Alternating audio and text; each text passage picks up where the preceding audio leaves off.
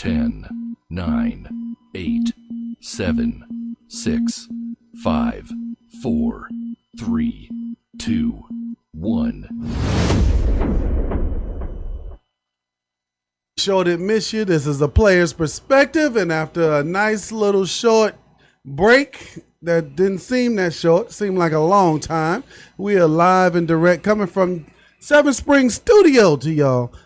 Our player's perspective with Ken Swillen and Tom Covington. We are excited to bring you the only place in the world where you can get Georgia Tech sports talk and get it in the perspective of former players like ourselves, coming to you, giving it to you straight, and giving it to you the way it's supposed to be, not like other people feel like it should be distributed. So, Ken Swillen. Hey, what's going on, Tommy? What's up, brother? I'm pretty good, man. How about yourself? It's been a minute. It's been a minute. We've been on a little hiatus of some sorts, I guess you would call it. People were asking, did you guys stop doing the show? No. We just had to take a minute to recharge our batteries and do the good little stuff. And as you know, it's the paint season for me. It's the paint season, baby. That's so, right. That's right. Been very inundated with work and trying to get things going. But we are nearing about 60 some odd days before the season starts. 65 days. Yes, now. And we gotta get it. Got to get it, baby. Got to get it. Launching the ACC Network. Coming out there, make sure you go on ACCnetwork.com and demand your ACC network and your cable provider. And Ken, you got a nice little sale going on over at Sherwin-Williams now? Of course, I always got something to sell. You got something to sell. So if you guys have a little paint project out there, go see the Sherwin-Williams specialist over here, Ken Swillen, and get it out and get yourself some good paint. But brother, it's an off season. It's like the summer, but there's a lot of things going on. A lot of things have going on. Yes. Our Yellow Jackets on the baseball diamond had a phenomenal year this year. Yes. Did a great job out there, finishing up second in the ACC and. Had a regional hosted right here in Atlanta. Unfortunately, didn't make it out of that. Right. But had a phenomenal season where they did well over 45 games this year.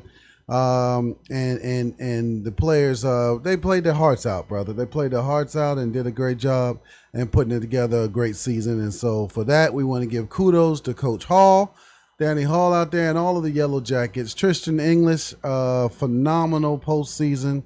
I think the brother had maybe 6 or 7 hits every game, and was coming through, and then had nerve to get on the baseball mound, Ken, and just start striking folks out, just gunning them down. So I think that's a very unique situation. You ever seen something like that before, where you got a first baseman that can come in there as a closing pitcher? Well, most of the time in college ball and especially high school ball, college ball, you have guys that have dual roles. Yeah. And some guys can pitch, some guys, play the position or play a position or whatever, and they can still come on the mound and do some good things. And Tristan English, I tell you what, quite impressive. Quite impressive. Quite impressive. And it was good to see him get his due and get everything done.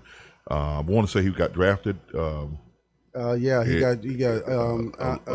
I can't remember what number. I think the Arizona Diamondbacks or whatever. Yeah. But it was just good to see the guys represent, and even though they came up with on the short end of the stick, in the ACC tournament and going on into the Super Regionals and all that good stuff.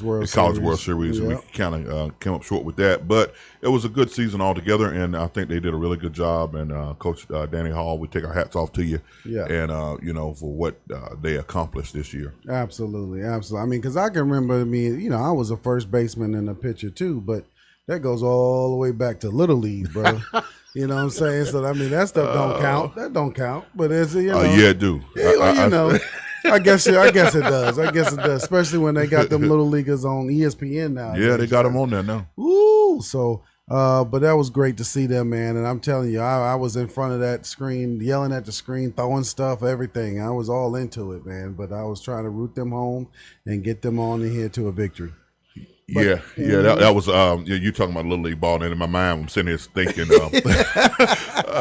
playing Little League ball was probably some of the most funnest times I've had in my life. You know, being able to pitch and all that stuff. You can imagine I was a little kid, but I was skinny.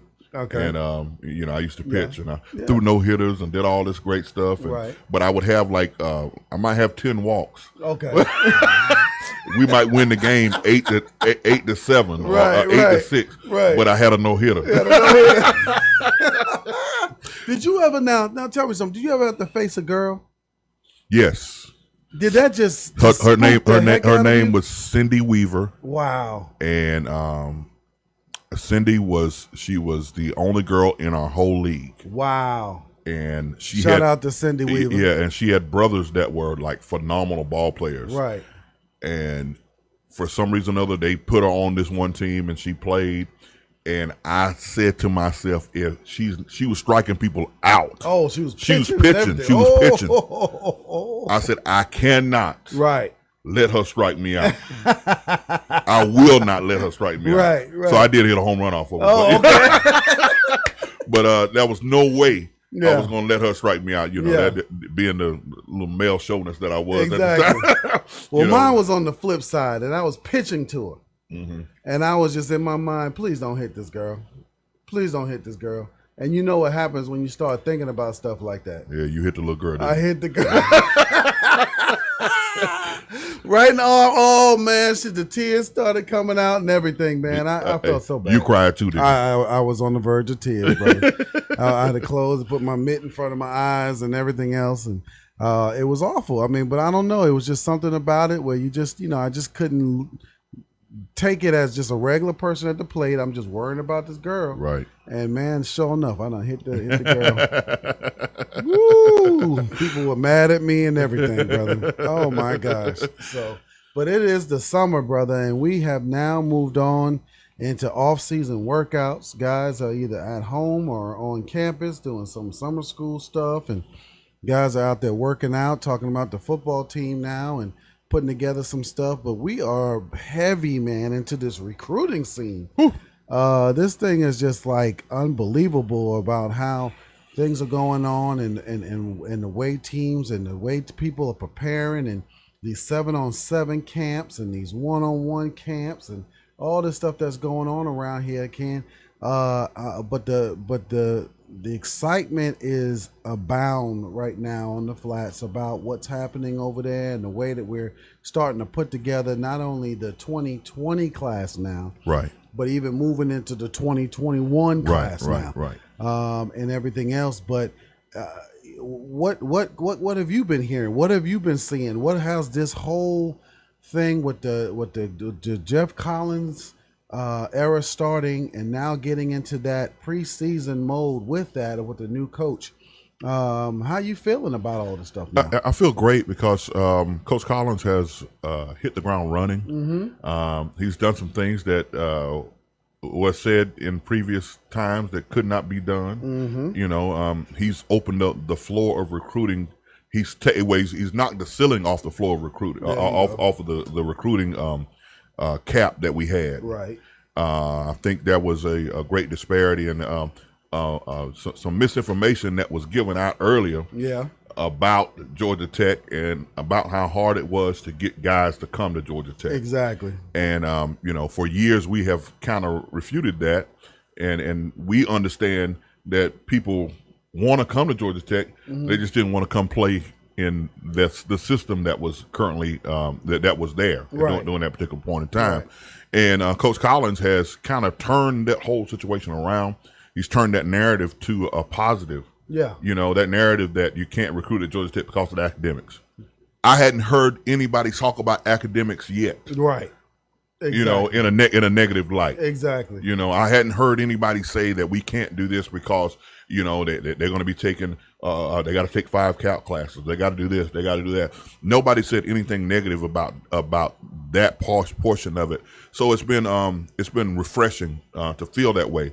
And it's refreshing to be in the city and everybody is catching on catching on to the fever they are. of what Coach Collins has started at Georgia Tech. I was listening to another radio station just the other day, and they were talking about it's a 404 thing.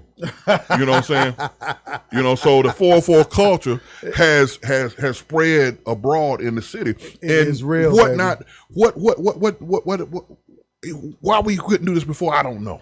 When you're in boxing, you got the term about counter punching. Yeah. And when you take on an attack, you got to form a counter attack. Right. And one of the things that I believe that was not there was the formative counter attack to when people actually said that the Tech was too hard, or that it's all of this and all of that, to the point where